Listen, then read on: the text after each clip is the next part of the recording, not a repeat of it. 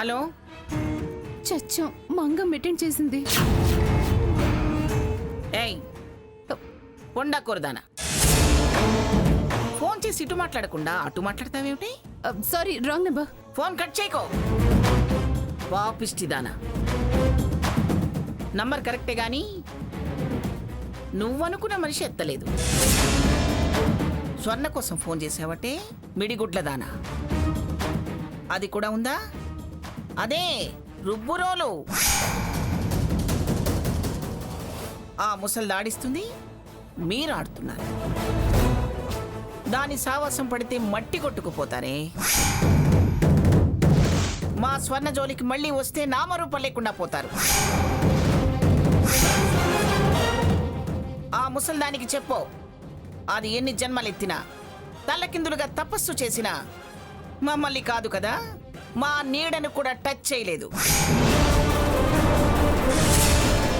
Phone ఒకసారి భాగీరథికి ఇవ్వవే. చచ్చ, భాగీరథి ఎవరు? హా, నోరు ముయ్యవే పింజారిదానా.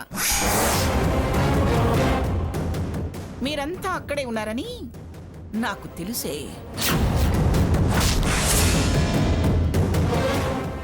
మీరు స్వర్ణ కోసం ఫోన్ చేస్తున్నారని కూడా తెలుసు. లేదు, మీరెవరు అనుకొని నన్ను తిడుతున్నారు. హోసి పిచ్చి మొద్దు, నీ గొంతు గుర్తుపట్టనా? నీ బొమ్మ ఈ ఫోన్లో కనిపిస్తుంది.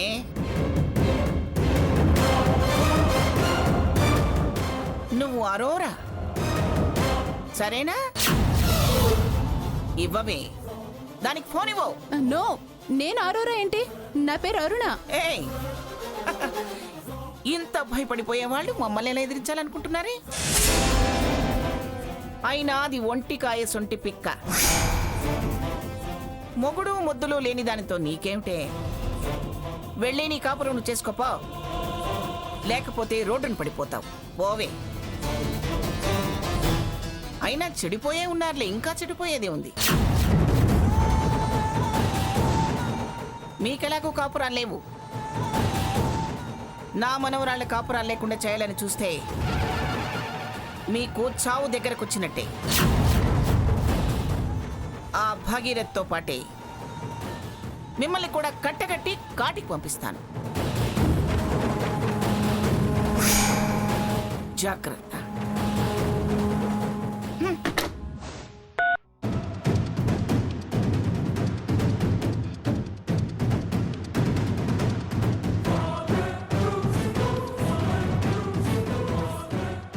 వస్తే మళ్ళీ గొడవ అవుతుంది.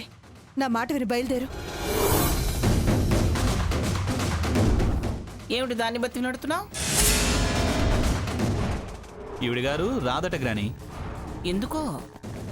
నాకిష్టం లేదు, నేను రాను. నీ ఇష్టానికి విలువిచ్చే రోజులు ఎప్పుడో పోయాయి.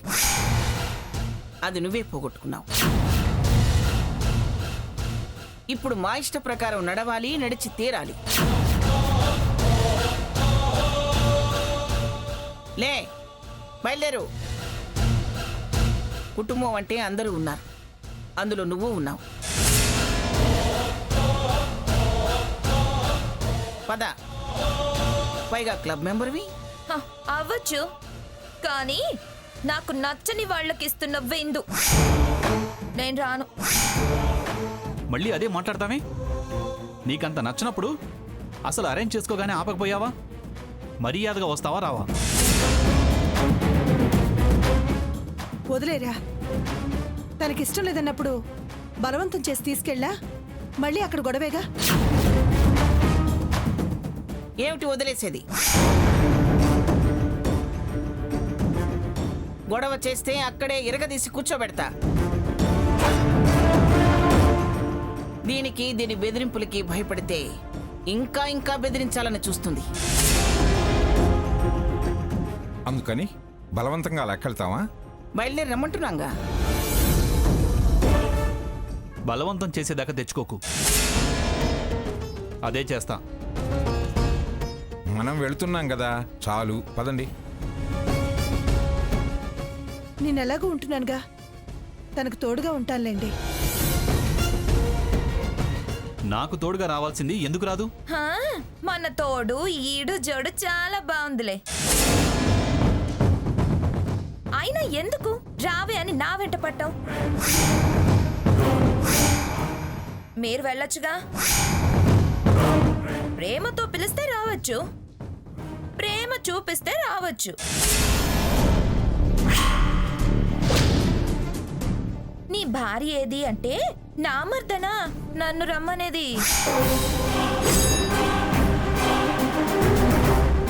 నన్ను గడప దాటద్దని శాసించి ఇప్పుడు మీకోసం రమ్మంటే రావాలా? జైల్లో ఉన్న వాళ్ళకి పేరోళ్ళ మీకు అవసరమైనప్పుడు నేను పనికొస్తానా? లేకపోతే గదిలో బంధిస్తారన్నమాట.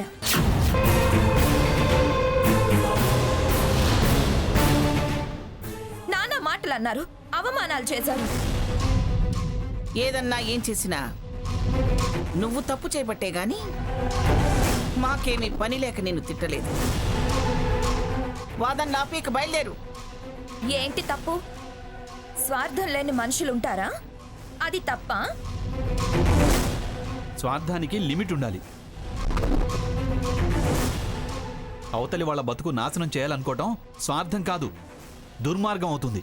నా కోసం నా ఫ్రెండ్ రిస్క్ తీసుకొని కలవటానికొస్తే అవమానించటం దుర్మార్గం కాదా? దొంగచాటుగా వచ్చి కలిసే వాళ్ళని ఫ్రెండ్స్ అనరు, ఓరంబోక్కులంటారు. అయినా ఆ దరిద్ర ముఖాలు నీకు ఫ్రెండ్సా? అమ్మమ్మ గారు, పెంచకు, సౌండ్ పెంచకు, గొంతు పిసికేస్తా. రేయ్ సాకేత్, ఆగరా. స్వర్ణ, ఎందుకమ్మా ఈ పనికి మాలిన గొడవ అంతా? ఎందుకు చెప్పు. ఎన్నున్నా ఎన్ని అనుకున్నా మనం ఎప్పుడూ కలవాల్సిన వాళ్ళం, కలిసి ఉండాల్సిన వాళ్ళం. మనల్ని విడదీసి వాళ్ళ పంతాలని పగల్ని నెగ్గించుకోవాలనుకునే వాళ్ళని నీ వాళ్ళంటావే. వాళ్ళేంటో, వాళ్ళ బుద్ధులేంటో, వాళ్ళ కుట్రలేంటో తెలిసి కూడా ఇంకా వాళ్ళనే కోరుకోవటం తప్పు. ఇది అదే రకంగా. అందుకే వాళ్ళ మీద మోజు దీనికి. మంగా, కాస్త ఆగు. కాలే పెనం మీద నీళ్లు చల్లాలి గాని నిప్పులు వస్తానంటావేంటి? గుమ్మిలో పెడితే గాని కాయ మెత్తపడదని. స్వర్ణ, మాతో రావద్దనేది నీ నిర్ణయం అయితే ఇక మాతో ఈ ఇంట్లో ఉండడానికి వీల్లేదు. ఇది నా నిర్ణయం.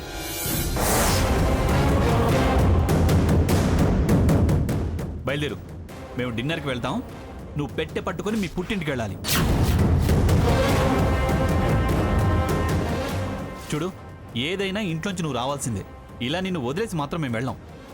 డిసైడ్ చేసుకో, పార్టీకా పుట్టింటికా?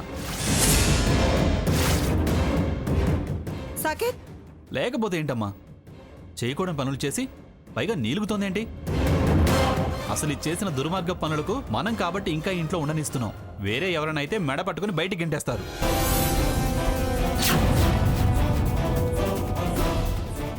భార్య అని నేను, మనవడి భార్య అని గ్రాని, కోడలని నువ్వు, మనవరాలని తాతయ్య, చెల్లెలని, కూతురని, మరదలని అందరూ సర్దుకుపోతుంటే మనల్ని అర్థం చేసుకోకుండా ఆ పాపాత్ములు తన వాళ్ళైనట్టు, మనం శత్రువులం అయినట్టు మాట్లాడుతోందే.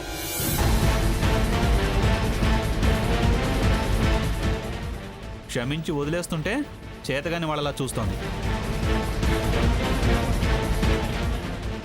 శిక్ష అమలు చేస్తే గాని దీని కక్షలు, కార్పణ్యాలు, మొండితనం, మొరాయింపు తగ్గేలా లేవు.